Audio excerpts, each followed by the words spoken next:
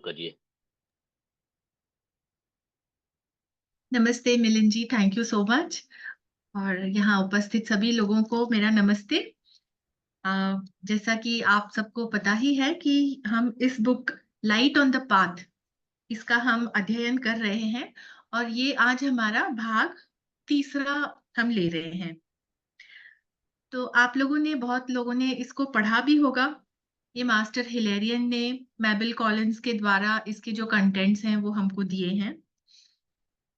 और इस पुस्तक में गुरुदेव ने साधक को निर्देश दिए हैं कि आध्यात्मिक जीवन के लिए और उनका डिसाइपल बनने के लिए, उनका शिष्यत्व प्राप्त करने के लिए उसमें क्या योग्यता होनी चाहिए, किन नियमों का उसे पालन करना चाहिए।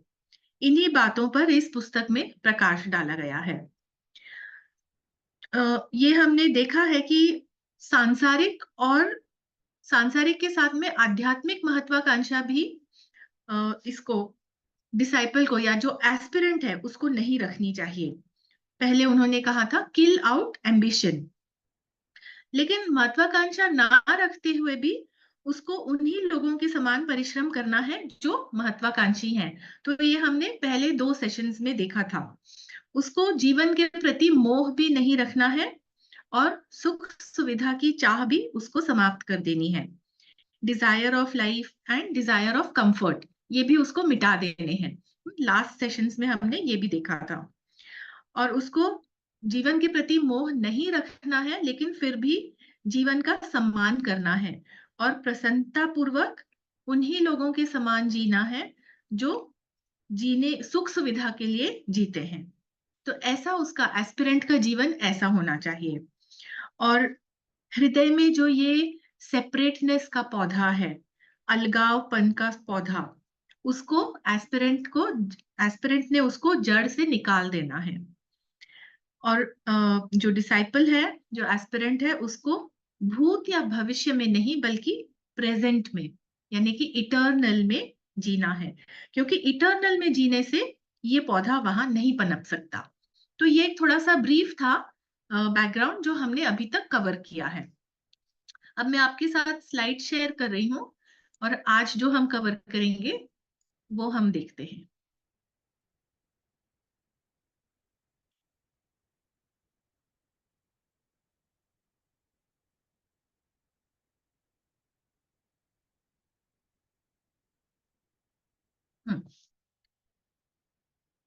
तो ये सूत्र नंबर 5, आई थिंक ये नहीं, हाँ ये नहीं कवर हुआ था। सूत्र नंबर 4 तक हमने किया था। तो ये है सूत्र number 5, kill out all sense of separateness. इसमें मास्टर ने टिप्पणी दी है कि note, do not fancy you can stand aside from the bad man or the foolish man. They are yourself, though in a less degree than your friend or master. But if you allow the idea of separateness from any evil thing or person to grow up within you, by so doing, you create karma which will bind you to that thing or person till your soul recognizes that it cannot be isolated. Remember that the sin and shame of the world are your sin and shame, for you are a part of it. Your karma is inextricably.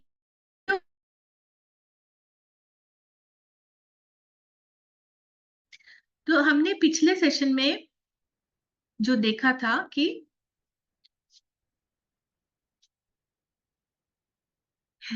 अपने साधक के हृदय में जो अलगाव की भावना है वह सभी बुराइयों का सोर्स है। दिस फीलिंग ऑफ सेपरेटनेस वो सभी बुराइयों का स्रोत है तथा उसे हृदय से उसको बिल्कुल निकाल देना चाहिए। और इस सूत्र में भी गुरुदेव साधक को यही निर्देश दे रहे हैं कि पृथकता को या ये जो अलगावपन है, द्वैत भाव है, द्वैत यानी dual, me and not me, तो इसको हमें समग्र रूप से दूर करना है। Kill out all sense of separateness. इस पर महात्मा हिलेरियन ने यह टिप्पणी दी है कि ये ना सोचो कि तुम बुरे मनुष्य या मूर्ख मनुष्य से दूर रह सकते हो।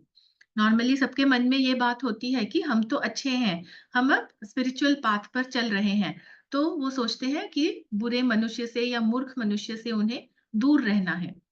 तो मास्टर कहते हैं कि वे तो तुम्हारे ही रूप हैं, यद्यपि तुम्हारे मित्र अथवा गुरुदेव से कुछ कम प्रमाण में हो, फिर भी हैं तो तुम्हारे ही रूप।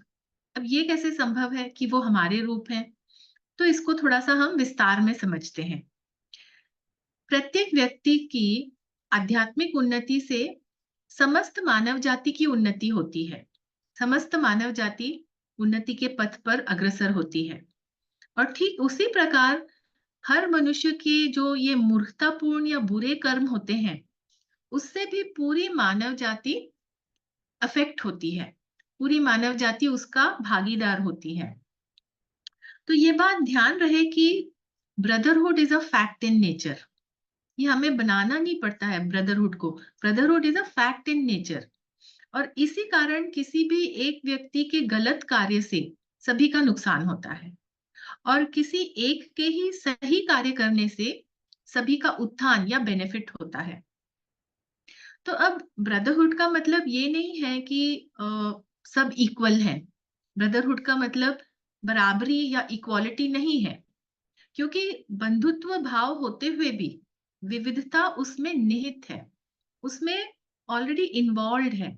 ये जो डाइवर्सिटी है, लोगों में अवस्था भेद होता है, लोगों में कार्य भेद होता है। अवस्था भेद यानी कौन किस एवोल्यूशनरी स्टेज पे है।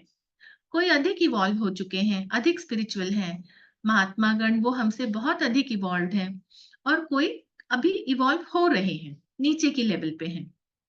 तो ये हुआ अवस्था भेद और इसके साथ ही कार्य भेद, क्योंकि डिपेंडिंग ऑन कि आप एवोल्यूशन के किस लेवल पर हैं, उसके साथ आपकी ड्यूटीज, आपके एक्शंस वो भी बदलते हैं। तो वो हुआ कार्य भेद। तो ये डिफरेंसेस तो रहते ही हैं लोगों में, लेकिन इसके बावजूद भी ब्रदरहुड और बंधुत्व ये फैक्ट है। तो लेकिन ब्रदरहुड का मतलब इक्वालिटी नहीं है, क्योंकि इस तरह के ये डिफरेंसेस रहते हैं।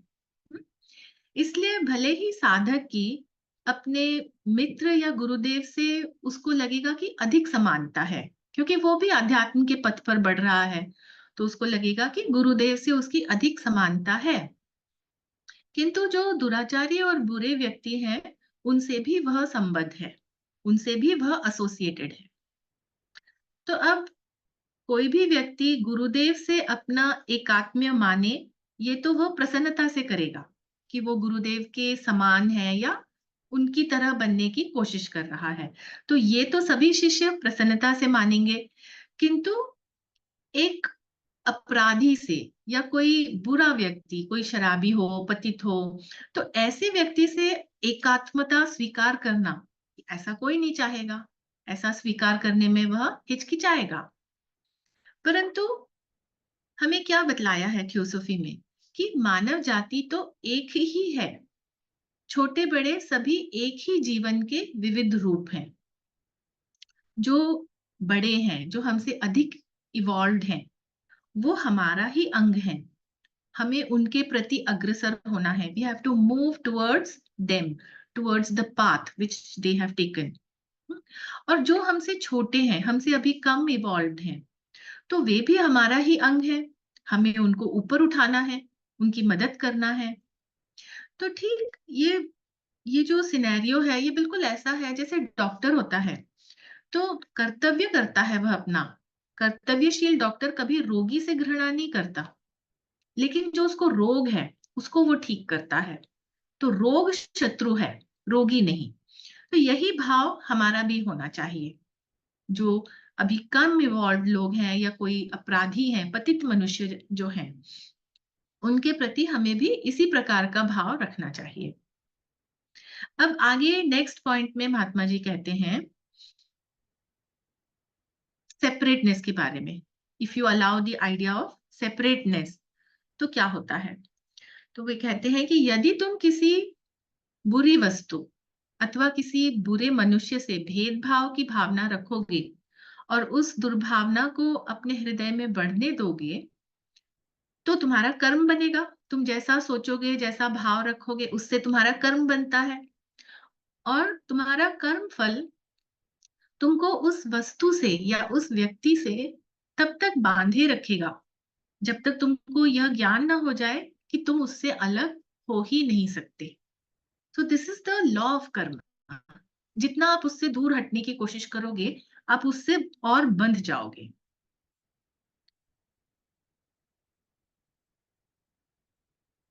गुरुदेव कहते हैं कि स्मरण रहे, सारे संसार भर का पाप और उसकी लज्जा तुम्हारी अपनी लज्जा है, तुम्हारा अपना पाप है। तुम संसार के एक अंग हो और तुम्हारे कर्म फल उस महान कर्म फल से अकाट्य रूप से संबद्ध है। Your Karma is इनएक्सट्रिकेबली woven, interwoven. तो अब यह बात हम अपनी स्थूल चेतना में, जो हमारी फिजिकल कॉन्शियसनेस है, उसमें हमें ये बात अनुभव नहीं होती। हमें लगता है ये कैसे पॉसिबल है। किंतु जब हम अपनी कॉन्शियसनेस को बुद्धिक लोक तक एलिवेट कर लेते हैं, तब हमें इस बात की सत्यता का ज्ञान होता है कि जो गुरुदेव कह रहे हैं वह बिल्कुल सत्य है। बिकॉज बुद्धिक कॉन्शियसनेस में क्या होता है? बुद्धिक consciousness is universal, there is no separateness, it is direct perception. तो उस लेवल पे जब कॉन्शियसनेस यूनिवर्सल हो जाती है और कोई सेपरेटनेस नहीं महसूस होती, तब हमें इस बात की सत्यता का प्रमाण मिलता है। संसार के भले और बुरे दोनों प्रकार के कर्मों में हम भागीदार हैं। संसार के पाप और लज्जा को दूर करना ये हमारा कर्तव्य है। साथ ही किसी पुण्य आत्मा की, जो ऑलरेडी बहुत महान सोल है, एलिवेटेड सोल है, तो ऐसे किसी पुण्य आत्मा की आध्यात्मिक सफलता का हम भागीदार भी होते हैं। और ये हमारा गौरव है, क्योंकि संपूर्ण मानव जाति के कर्मों से हमारा कर्म बंधा है। अब अगली स्लाइड में देखते हैं आगे गुरुदेव क्या कहते हैं। And before you can attain knowledge, you must have passed through all places, foul and clean alike. Therefore, remember that the soiled garment you shrink from touching may have been yours yesterday, may be yours tomorrow. And if you turn with horror from it, when it is flung upon your shoulders, it will cling the more closely to you. The self-righteous man makes for himself a bed of mire. Abstain because it is right to abstain, not that yourself shall be kept clean. तो यहाँ पर गुरुदेव पुनः कहते हैं कि ज्ञान प्राप्त करने के पहले तुम्हें सभी स्थानों से निकलना है, पवित्र और अपवित्र। जैसे ऊपर के पिछले स्लाइड में हमने देखा कि जो इवॉल्व लोग हैं और जो अभी इवॉल्व नहीं है, पापी हो सकते हैं या अपवित्र हो सकते हैं, तो उसी प्रकार हमें सभी स्थानों से निकलना है, पवित्र और अपवित्र, सब एक ही समान। इसलिए स्मरण रहे कि जिन मैले वस्त्रों से आज तुम दूर भागते हो, वह पहले पूर्व काल में, भूतकाल में कदाचित तुम्हारे ही वस्त्र हो या फिर आने वाले भविष्य में तुम्हारे वस्त्र हो। जब वह वस्त्र तुम पर डाला जाएगा, यदि तुम उससे घृणा करोगे, उससे दूर भागोगे, तो वह तुमसे और भी अधिक चिपकेगा। यही बात अभी हमने एक्सप्लेन की थी कि आपका कर्म बंधा है उससे। जितना आप उससे दूर भागेंगे, आप और ऐसा कर्म क्रिएट करेंगे कि वह आपसे, वह चीज आपसे और एसोसिएट हो जाएगी। तो पवित्रता का दंभ करने वाला मनुष्य, जो शो ऑफ करता है कि वह बहुत पवित्र है, ऐसे पवित्रता का दंभ करने वाला मनुष्य, वो अपने लिए कीचड़ की शैया तैयार करता है। He makes for himself a bed of mire. पाप से बचना अच्छा है, क्योंकि बचना ही उचित है, लेकिन इसलिए नहीं कि तुम्हारी पवित्रता की रक्षा हो।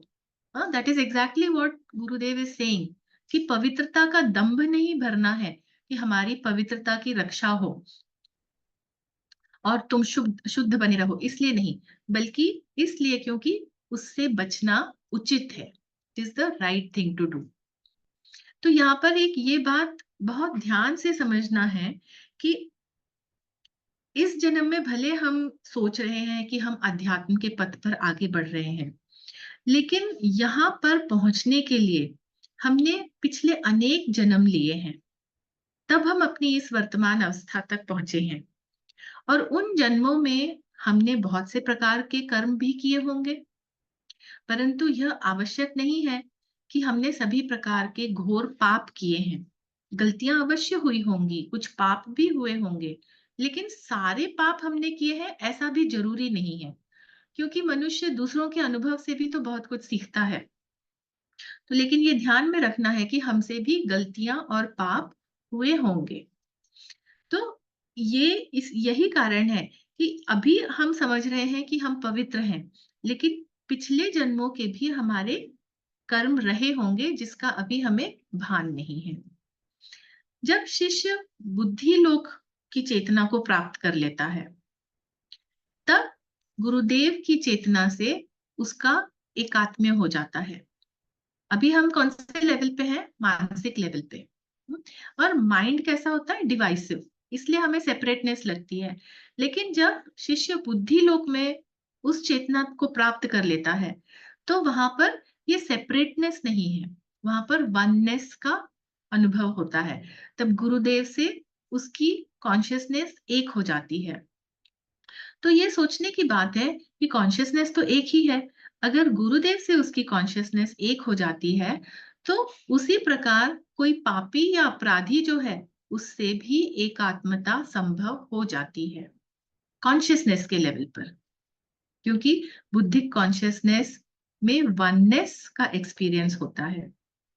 और तब करुणा और सहानुभूति से साधक को उनकी, यानी जो लोग अगर पापी हैं या अपराधी हैं, तो ऐसे लोगों की कठिनाइयों को वह ठीक तरह से समझ पाता है और उनकी सहायता कर सकता है, क्योंकि उस लेवल पर उसकी कॉन्शियसनेस इन निम्न प्रकार के लोगों से भी एक हो जाती है। और यही अर्थ है, इस प्रकार उन लोगों के मलिन वस्त्र साधक के अपने वस्त्र हो जाते हैं। मलिन वस्त्र यानी इम्प्योर क्लोथ्स। तो so it's just a metaphor कि उनके इम्प्योर क्लोथ्स, मलिन वस्त्र साधक के अपने वस्त्र हो जाते हैं, और उनका पाप साधक का अपना पाप हो जाता है। असल में ये बात हमेशा याद रखनी चाहिए कि समस्त जीवन एक है। There is only the one life. और प्राणी मात्र के प्रति हमारी यही मनोदृष्टि होनी चाहिए, हर प्राणी मात्र के प्रति। अब अगली स्लाइड देखते हैं। ये सूत्र नंबर 6 और 7। सूत्र नंबर 6 है kill out desire for sensation. सूत्र नंबर 7 में मास्टर कहते हैं kill out the hunger for growth. इसके आगे का कमेंट्री भी पढ़ लेते हैं। Kill out hunger for growth, yet stand alone and isolated, because nothing that is embodied, nothing that is conscious of separation, nothing that is out of the eternal can aid you.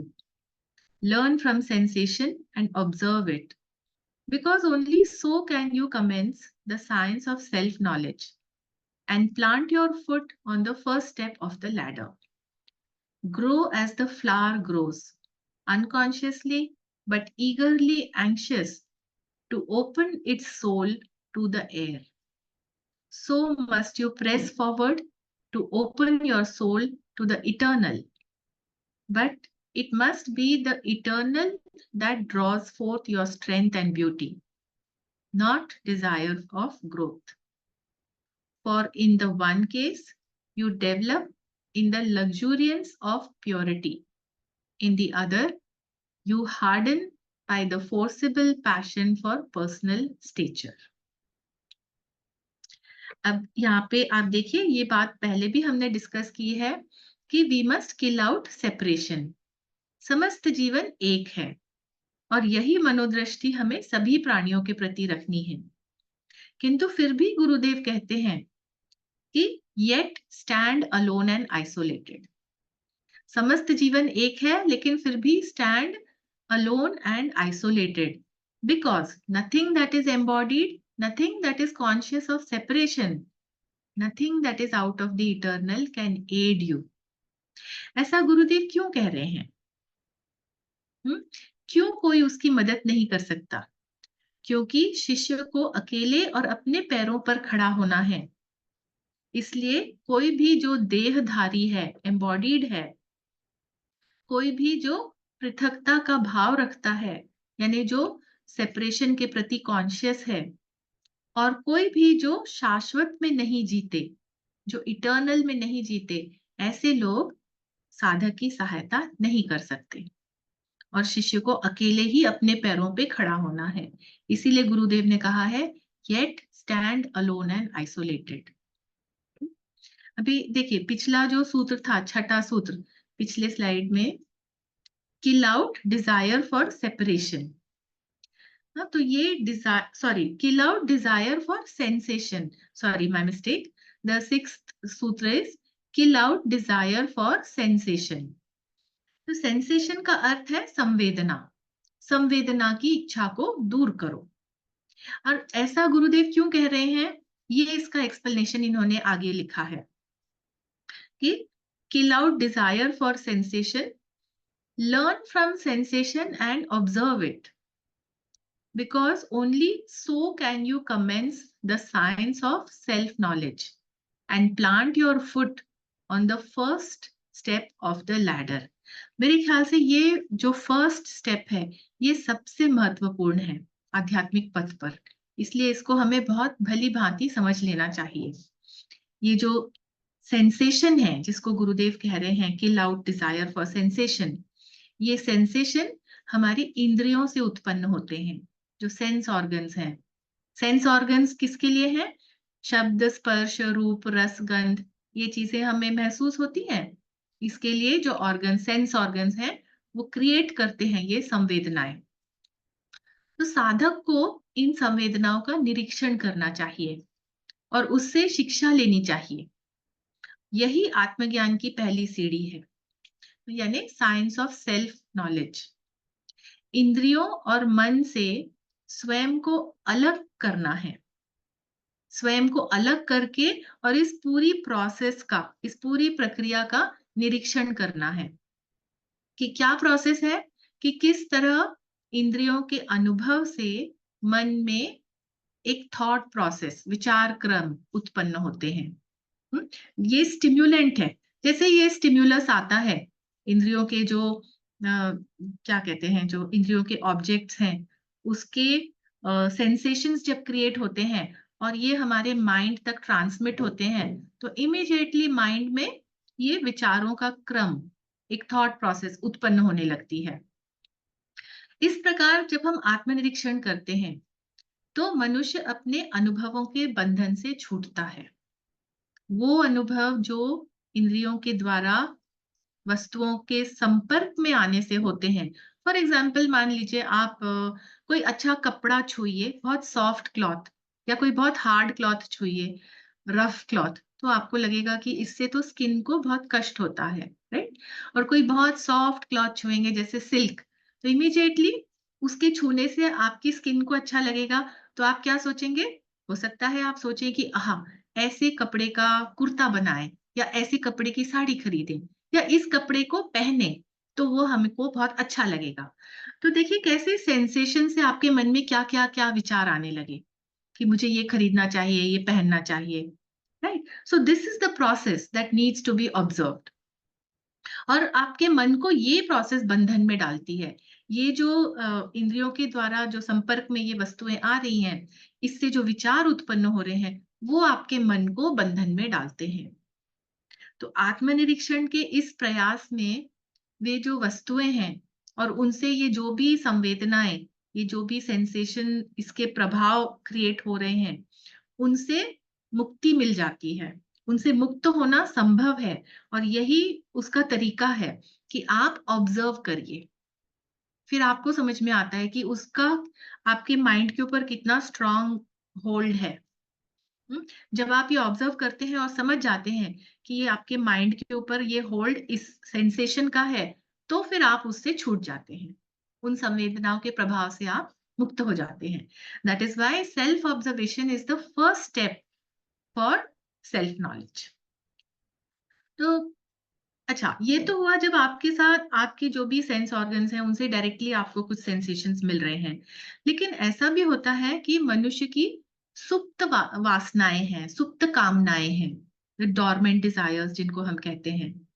तो हम कभी किसी particular situation में आ जाते हैं, या मान लीजिए एक पर्टिकुलर स्मेल से हमारी कोई मेमोरीज जाग जाती हैं, फिर हमें कुछ उसके हमें हमें कुछ we desire something because it triggers our memory, right? तो ये जो डोरमेंट डिजायर्स हैं ये ट्रिगर हो सकते हैं किसी विशेष चीज के संपर्क में आने से। तो इस प्रकार के जो आत्मनिरीक्षण की बात अभी कही थी, सेल्फ ऑब्जर्वेशन की, कि कैसे ये सेंसेशंस जब जागते हैं, चाहे वो डोरमेंट हो, फिर भी जब वो जागते हैं तो किस प्रकार आपके माइंड को वो अफेक्ट करते हैं, और फिर माइंड का थॉट प्रोसेस शुरू होता है, और फिर आपको लगता है कि अब हम ये चीज पा लें या कोई नई चीज खरीद लें, राइट? तो ये डोरमेंट डिजायर्स को भी इसी प्रकार के सेल्फ ऑब्जर्वेशन से दूर किया जा सकता है।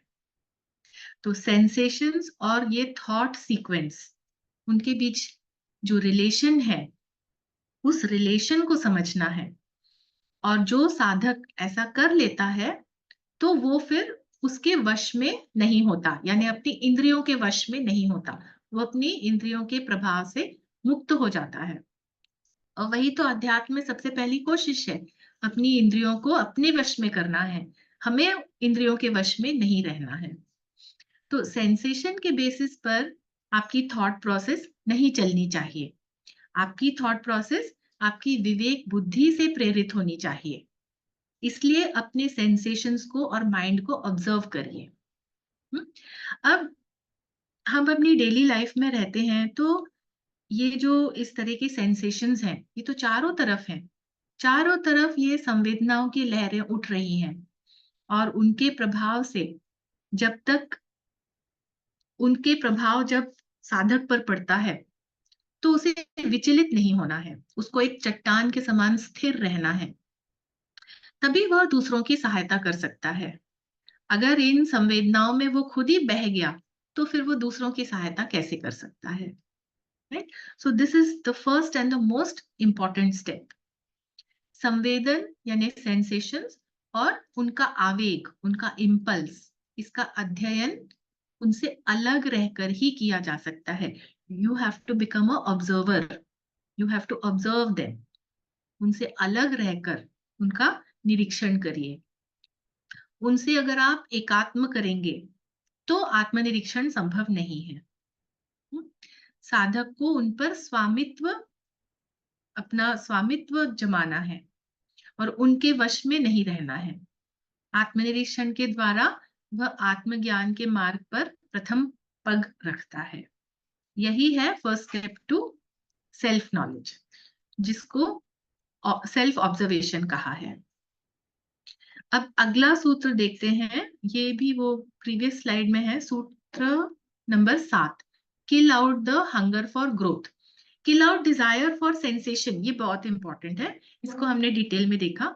अब किल आउट हंगर फॉर ग्रोथ, इसमें गुरुदेव क्या कह रहे हैं? इसके लिए गुरुदेव कहते हैं कि grow as the flower grows, ये उन्होंने एक्सप्लेनेशन दिया है यहाँ पे नेक्स्ट पॉइंट में। Grow as the flower grows unconsciously but eagerly anxious to open its soul to the air। यानी कि साधक को एक पुष्प के समान बढ़ना है, फूलना है। देखिए, पुष्प में कोई स्वार्थ की भावना नहीं होती, उसमें किसी भी प्रकार की अवेयरनेस नहीं होती कि उसे कुछ प्राप्त करना है इसलिए उसको बढ़ना है। वो फूल या पुष्प तो मानो जो उसका एटमॉस्फेयर है या वायुमंडल है, उसमें फूल अपनी आत्मा को उन्मुक्त कर रहा है, लिबरेट कर रहा है, ऐसे वह खिलता है। तो इसी प्रकार साधक को बढ़ना है और विकसित होना है, उसको शाश्वत के प्रति अपनी आत्मा को उन्मुक्त करना है, यानी he has to allow his soul to bloom in the eternal, और इसीलिए उसको बढ़ना है। मैं आगे बढ़ूं इस आकांक्षा या इस महत्वाकांक्षा से नहीं, बल्कि उस इटर्निटी में उसकी आत्मा, उसका सोल ब्लॉसम हो, इसलिए। केवल शाश्वत यानी ब्रह्म या सेल्फ, शाश्वत यानी इटर्नल, जो कि ब्रह्म या सेल्फ है, तो वही साधक की शक्ति और सौंदर्य को आकृष्ट करना चाहिए। साधक ने जैसे जैसे वो इवॉल्व होता है, उसकी कॉन्शियसनेस बढ़ती है, उसकी डॉर्मेंट पावर्स जो है वो अनफोल्ड होती हैं। तो इसकी ये जो डॉर्मेंट पावर्स हैं, उसकी ब्लॉसमिंग कॉन्शियसनेस का जो सौंदर्य है, तो ये सब इसलिए आकृष्ट होना चाहिए कि उसको इटर्नल में ब्लूम होना है, इटर्नल सेल्फ या ब्रह्म। उन्नति की आकांक्षा नहीं रखनी है, क्योंकि शाश्वत के आकर्षण से, अगर वो इटर्नल के आकर्षण से यानी ब्रह्म या सेल्फ के आकर्षण से फूलता है, बढ़ता है, तब तो साधक की पवित्रता बढ़ेगी, प्योरिटी बढ़ेगी। किंतु अगर उसमें कुछ भी ये आकांक्षा है, कामना है, व्यक्तिगत कामना, तो फिर वो उसको, उसके नेचर को कठोर बना देगी। इसलिए उसको डिजायर या ये जो अनसीन सटल डिजायर्स हैं, उनसे बचना है। अब फूल कैसे खिलता है? फूल विकसित होता है और उसके बाद वह नष्ट हो जाता है। फूल के नष्ट होने के बाद फल प्रकट होता है। So first there is flowering and then it becomes a fruit. परंतु इसमें फूल का कोई पर्सनल इंटरेस्ट नहीं होता कि वह खिलेगा तो फ्रूट बनेगा, ऐसा नहीं है। वो तो वैसे ही खिलता है। तो साधक को भी इसी प्रकार आध्यात्म के पथ पर बढ़ना है कि वह बढ़े या मिट जाए, इससे उसको कोई मतलब नहीं होना चाहिए। पर जो भगवत संकल्प है, तो what is the fruit here? The divine plan, भगवत संकल्प। This is the divine plan which is evolution. तो उसकी पूर्ति होनी चाहिए। ये संकल्प, एवोल्यूशनरी प्लान जो डिवाइन प्लान है, ये संकल्प पूरा होना है। साधक अपने आध्यात्म के पथ पर बढ़े या मिट जाए, इससे उसकी कोई महत्वाकांक्षा नहीं होनी चाहिए। डिवाइन प्लान को पूरा करने के लिए यही उसका एकमात्र उद्देश्य होना चाहिए, आगे बढ़ने के लिए। तो इस प्रकार साधन पथ पर चलते हुए साधक जो है, उसने अपने को ब्रह्म के प्रति उन्मुख करना है, ओरिएंट करना है। ब्रह्म के लिए उसको अपने आप को ब्लॉसम करना है, उन्मुक्त करना है अपनी आत्मा को, और तब उसको इटर्नल ब्लिस एंड ब्यूटी का अनुभव होने लगेगा धीरे धीरे। अब जब वह ऐसी अवस्था को प्राप्त करने लगता है, तब उसको, उसके साथ जो अन्य साधक हैं, जो अन्य बंधु हैं, तब साधक को उनसे उन्नतिशील होने की कोई इच्छा नहीं होती। यानी उसमें कोई कॉम्पिटिटिव भाव ऐसा नहीं रहता कि मैं जल्दी अध्यात्म के पथ पर आगे बढ़ जाऊं अपने साथियों की अपेक्षा। ऐसा उसमें कंपटीशन नहीं रहता, क्योंकि अब उसमें तो केवल एकमात्र ये इच्छा है, डिवाइन प्लान को पूरा करने की, रेवोल्यूशनरी प्लान को पूरा करने की, और ब्रह्म के प्रति अपने सोल को ब्लॉसम करने की। तो ये कॉम्पिटिटिवनेस उसमें नहीं रहती, समाप्त हो जाती है। तो कॉम्पिटिटिवनेस नहीं रहती तो जेलेसी भी नहीं रहती। इसलिए अपनी उन्नति का विचार छोड़कर दैवी जीवन और दैवी संकल्प की पूर्ति पर ही साधक का ध्यान रहना चाहिए। एक बहुत ही सुंदर उन्होंने उपमा दी है, सिमिली दी है, जो एक्सप्लेनेशन दिया है कि we are all incomplete portrait of Brahm. ऐसे कहा गया है ना, दैट अहम ब्रह्मास्मि। अब हम अपनी आइडेंटिटी, ये पर्सनालिटी में रख के, by identifying ourselves with mind and body, if we say the words aham brahmasmi, it has got no meaning at all. But if we reach that level, then our innermost essence, that is actually Brahma, that is our innermost self. So at present, when we are at the in the worldly level, we are still identified with our mind and body, then we are an incomplete portrait of Brahma. और हमको ये portrait पूरी करनी है। Each one has to complete his own portrait, right? So many portraits. अभी तक हमने जो पिछले जो भी सूत्र पढ़े हैं, उनमें सब में एक ये नकारात्मक आदेश दिया था कि किल आउट डिजायर, किल आउट एम्बिशन, तृष्णा आदि चीजों को दूर करना है। तो अब हम आगे के जो सूत्र देखेंगे उसमें ये दिया है कि हमें किन चीजों की कामना करनी है। What are the things you should desire, what are the things you should practice. तो अब हम आगे का सूत्र देखते हैं। सूत्र नंबर 9, 10, 11। 9th सूत्र में गुरुदेव लिखते हैं, desire only that which is within you, जो आपके भीतर है। तो उस चीज की कामना करो। अब जो आपके भीतर है वह तो पहले से ही आपके पास है, किंतु आपको उसका पता ही नहीं है, इसीलिए आपको उसकी कामना करनी है। सूत्र नंबर 10 में वो लिखते हैं, desire only that which is beyond you, जो चीज आपके परे है उसकी आपको कामना करनी है। फॉर एग्जाम्पल, ऐसे कहते हैं, देयर इज अ फ्रेज, आसमान के तारे तोड़कर तोड़कर लाना। अब आसमान के तारे तो आपके परे हैं, उनको तोड़कर लाना। So desire only that which is beyond you. 11वां सूत्र क्या कहता है, desire only that which is unattainable, जो अप्राप्य है उसको कैसे प्राप्त करेंगे।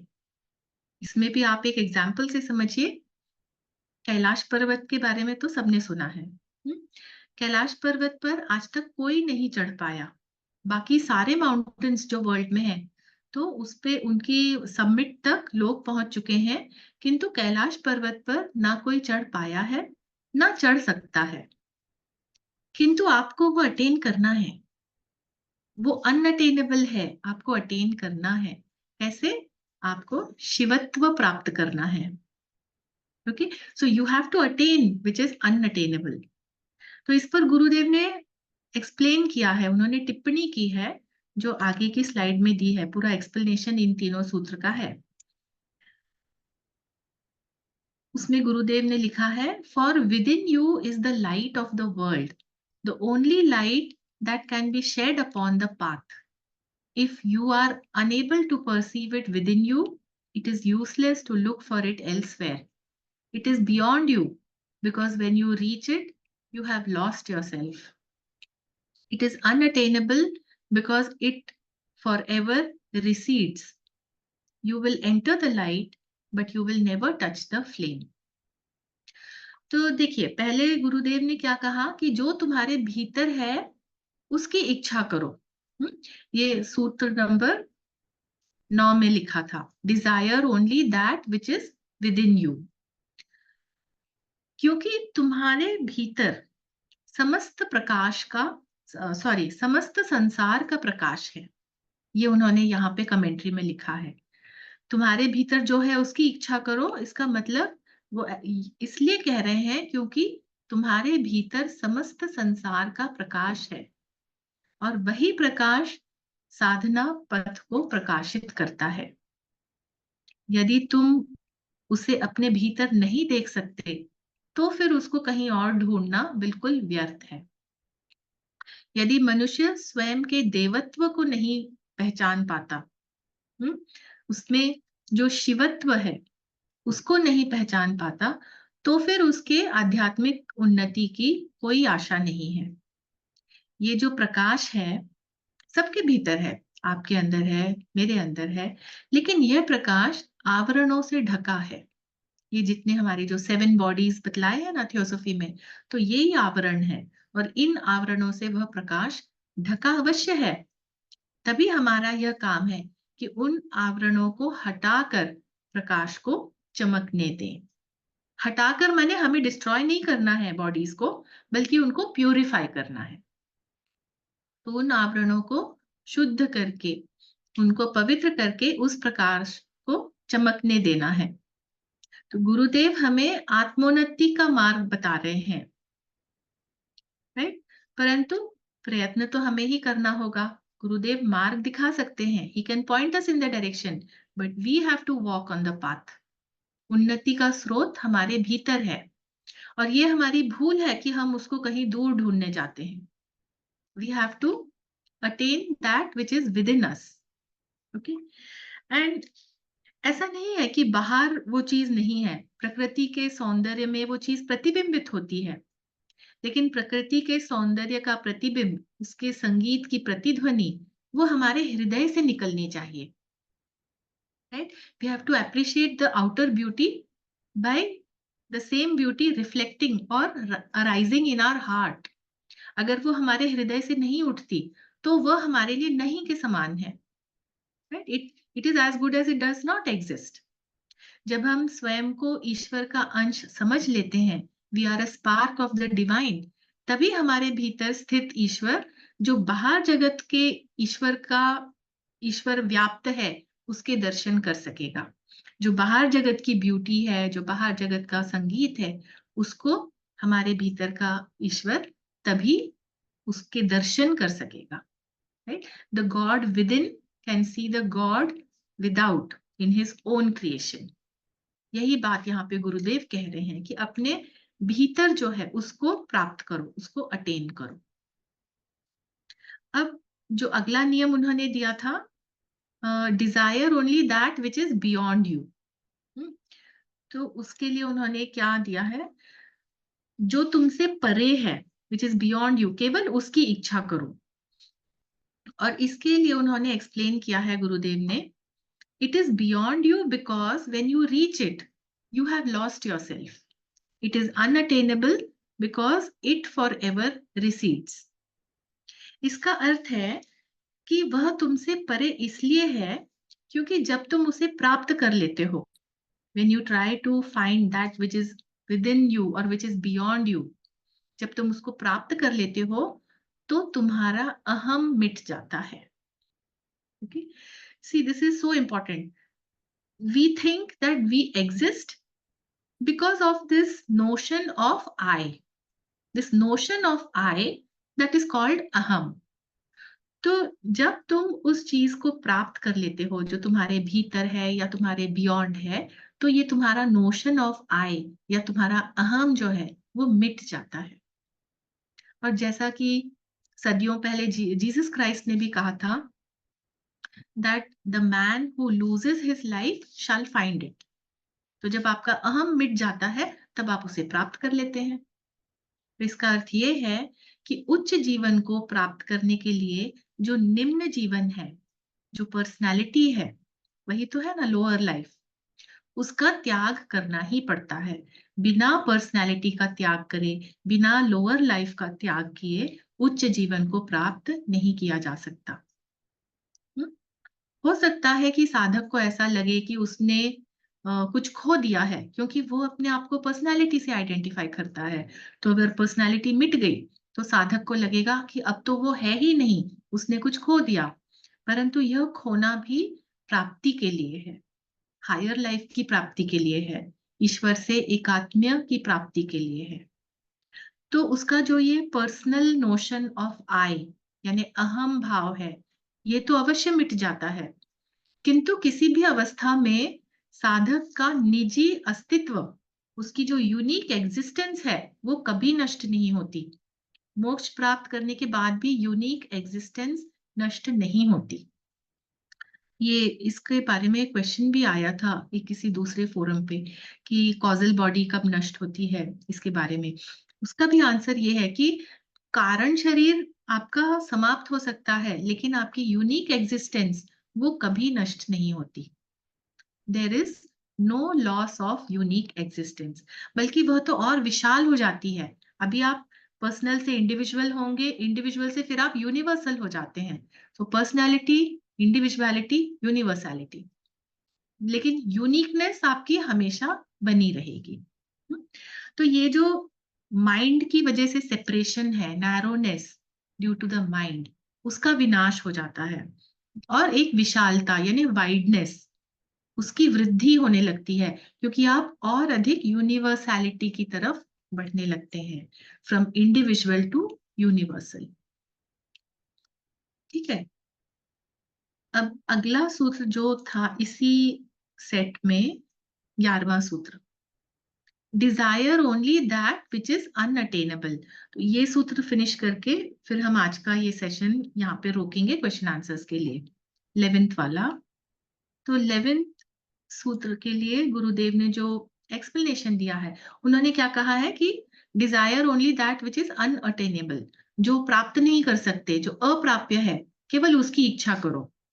तो इस सूत्र को समझाते हुए गुरुदेव कहते हैं कि it is unattainable because it for ever recedes, यानी कि वो दूर हटता है। जो चीज अप्राप्य है वो इसलिए नहीं प्राप्त कर सकते क्योंकि उसके पास पहुंचने पर वो और दूर हो जाती है, दूर हटती जाती है।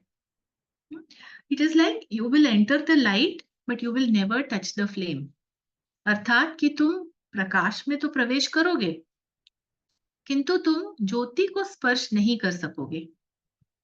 तो इसका मतलब ये नहीं है कि हायर लाइफ अनअटेनेबल है, ऐसा इसका अर्थ कदापि नहीं है। What it actually means is कि आध्यात्म के प्रत्येक शिखर पर चढ़ने से उसके आगे और भी ऊंची चोटी, और भी ऊंची समिट दिखाई देती है। Okay, every summit that you scale you will find there is a higher summit to be scaled, there is a higher summit in front of you. यानी कि जीवात्मा के विकास और वैभव की कोई सीमा नहीं है।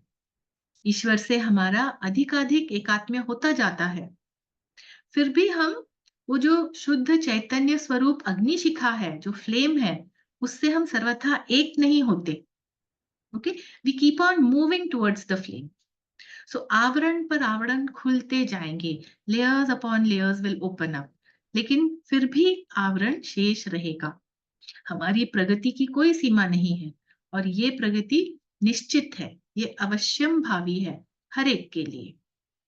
तो आज हम यहीं तक लेते हैं, ये सूत्र नंबर 12 तक हमने कंप्लीट किया है। Thank you so much. और अब यदि आपके कुछ प्रश्न हो तो वो हम डिस्कस कर सकते हैं।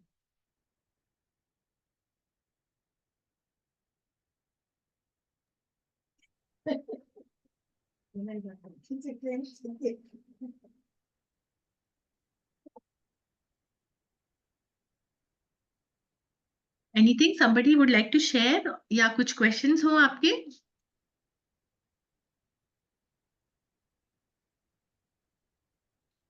मैंने आज 10 मिनट्स छोड़े थे कि हम कुछ डिस्कस कर लेंगे।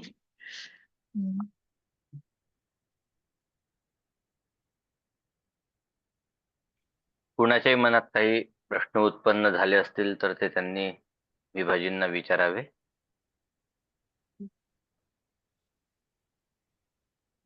किंवा एखाद्या कुठल्या सूत्रावर अधिक एक्सप्लेनेशन हवं असेल तरी सुद्धा विचारा, म्हणजे ते करू शकतील. Vibhaji, why is it that you will never touch the flame? After making all that effort and the whole process of going back to the source, why is it that we will never touch the flame? This is a very philosophical question, and the answer is that if you touch the flame, you will become the flame. Yeah. So if you have become the flame, then there is no awareness. No? Then you are the flame. You are everything.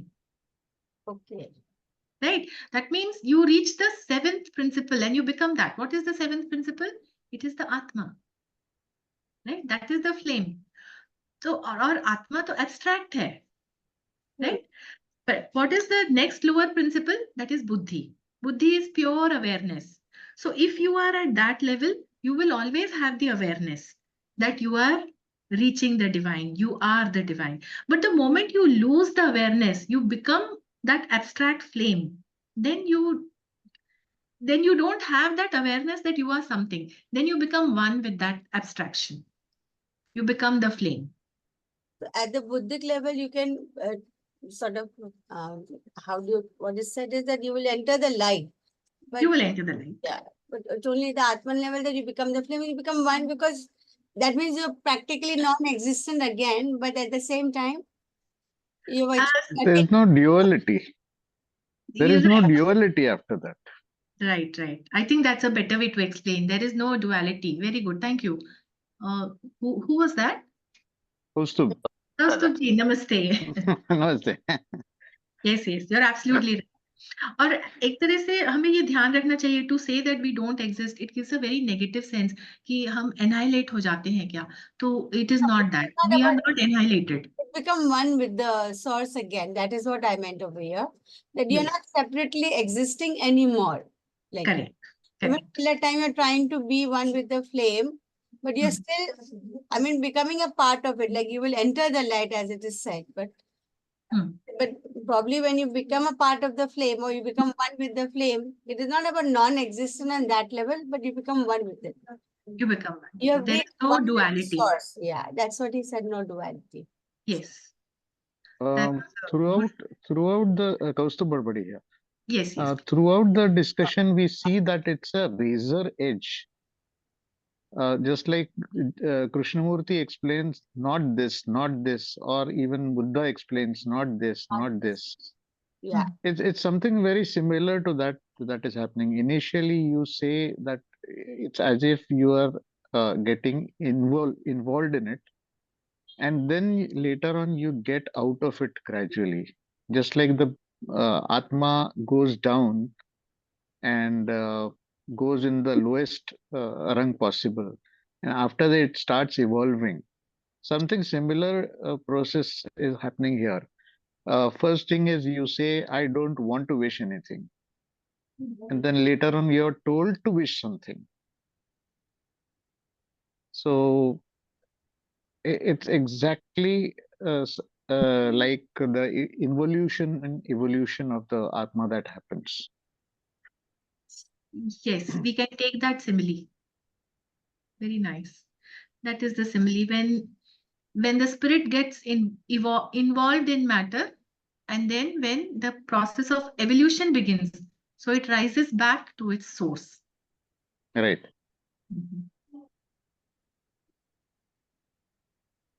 Vibhaji, this is Amitabh Painse.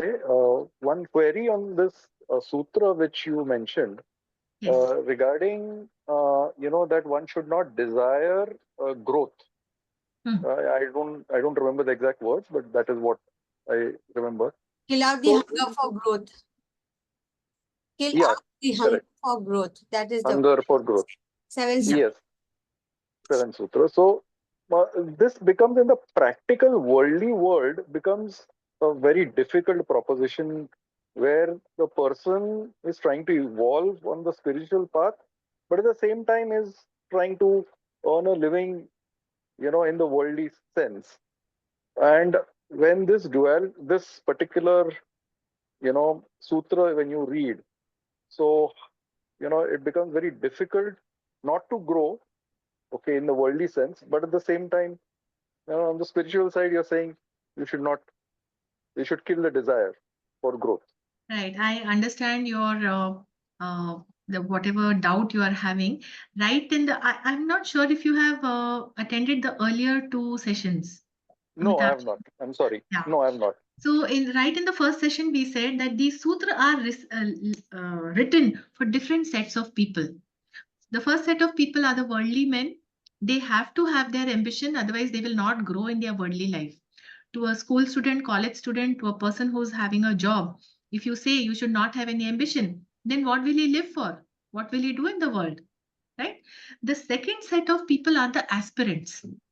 The aspirant is trying to move away from a worldly life. He wants to become a disciple of the Gurudev. Right? So for such people, they should not keep any worldly ambition. Kill out ambition was the first sutra, if I'm right. Yeah. So it is necessary for the people while they are still in their worldly life, but a person who has the aspiration to become a disciple, he should not only have any worldly ambition, he should also not have any spiritual ambition. That spiritual ambition, that should also not be there. Yeah, I got it now. Yes. Yeah. Okay. Thank you. So this we have to always keep in mind कि हम शिष्यत्व प्राप्त करना चाहते हैं या अभी हम worldly life जीना चाहते हैं. It is perfectly okay. You can still be spiritual. You can remain in the world. You have your path of meditation करिए, yoga करिए. जरूरी नहीं है कि आपको शिष्य बनना है. मगर ये जो सूत्र दिए हैं ये उन लोगों के लिए स्पेसिफिकली हैं जो शिष्य बनना चाहते हैं. Right? वो उनका तो फिर लाइफ ही डिफरेंट होता है on the path of operation. Yeah, now I understood that distinction. Yeah, thank you. Welcome.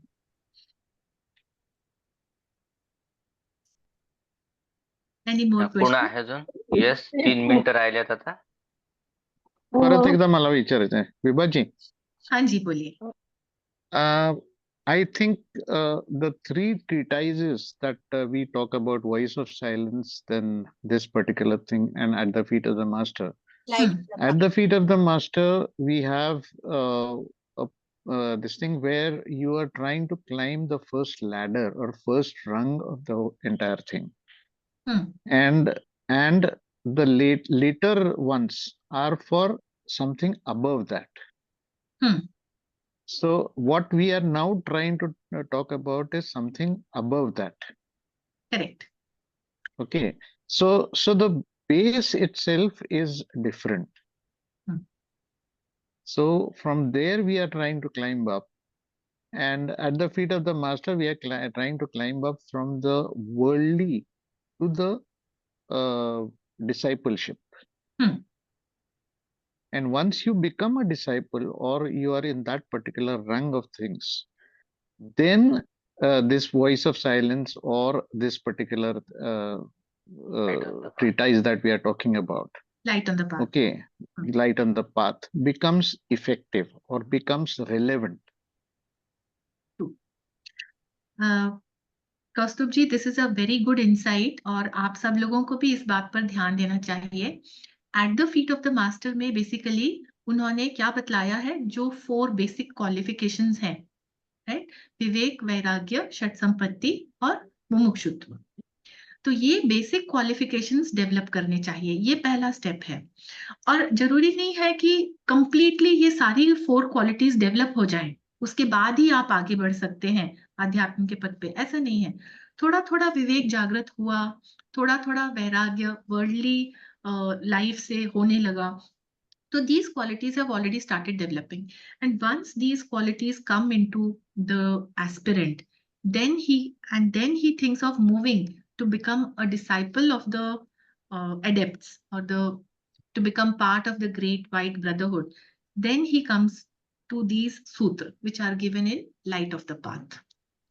So इसके लिए वो 4 प्रिलिमिनरी स्टेटमेंट्स दिए हैं लाइट ऑन द पाथ में, कि शिष्यत्व के मार्ग पे चलने के लिए बेसिक क्वालिफिकेशन क्या है, before the eyes can see, before the years can hear, सब इनके फर्स्ट 4 सेंटेंसेस स्टेटमेंट्स में दिए हैं।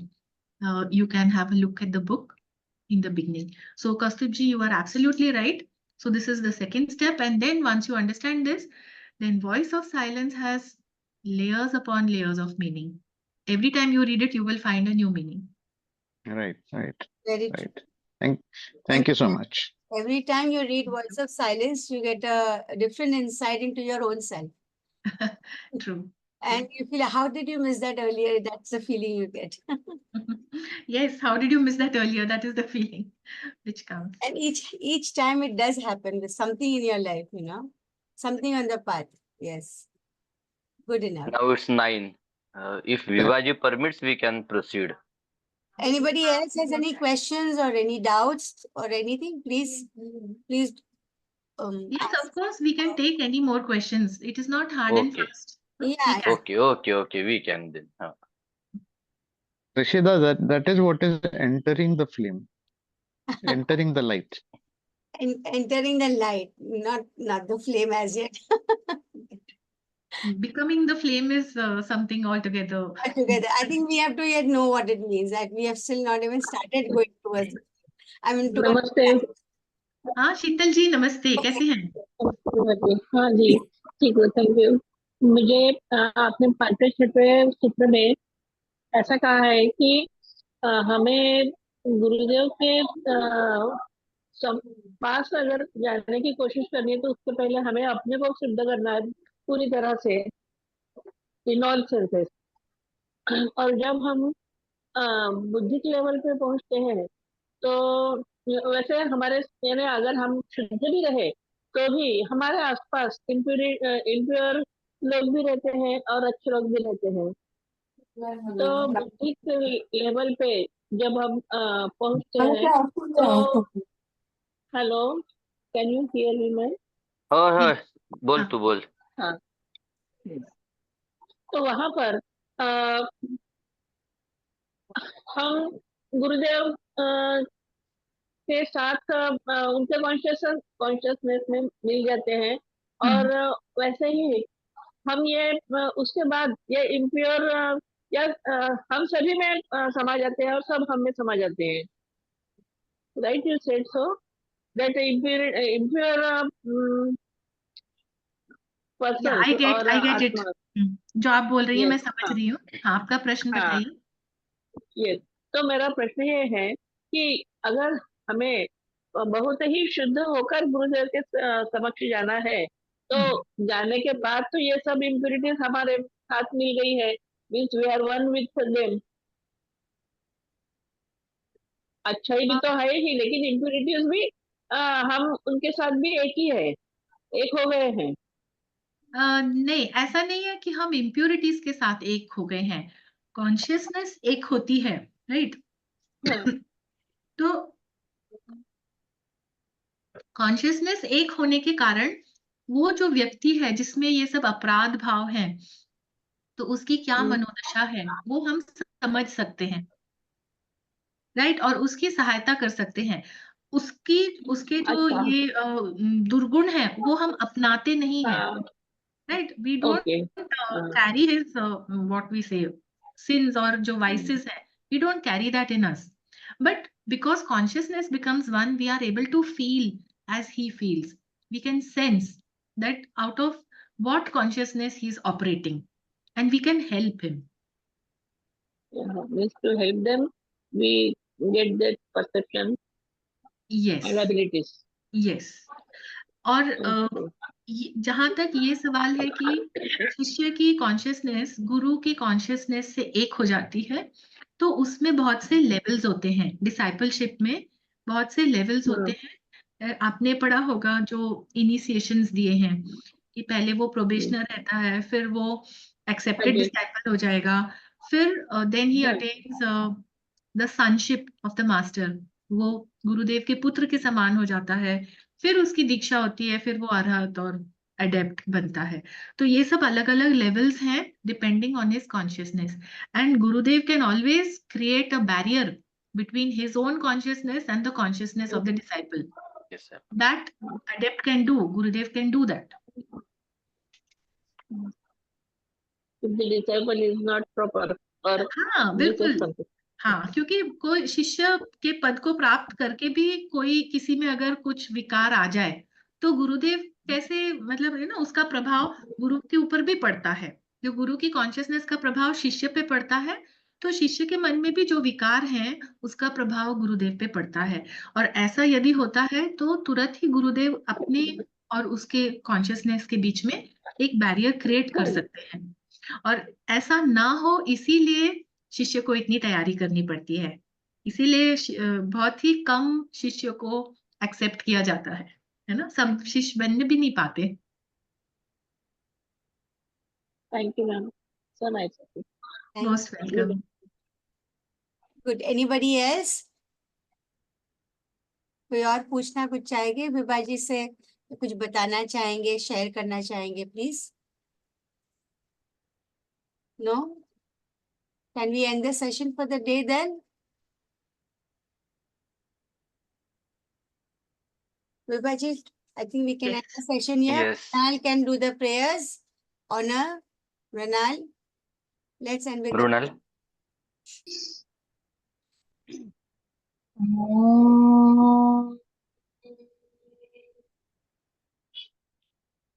असतो मा सद्गमय तमसो मा ज्योतिर्गमय मृत्योर्मा अमृतं गमय। ॐ सर्वे वै सुखिनः सन्तु, सर्वे सन्तु निरामयाः, सर्वे भद्राणि पश्यन्तु, न कश्चित् दुःखभाग् भवेत्। ॐ शान्ति शान्ति शान्ति। ॐ तत्सत् ब्रह्मार्पणमस्तु। Thank you, Mrina. Thank you, Vibhaji. Thank you. Thank you, Vibhaji. Wonderful, wonderful today. Thank Wonderful. you. Very Thank you. enlightening. Thank you so much. Thank you. everyone Thank you. for joining.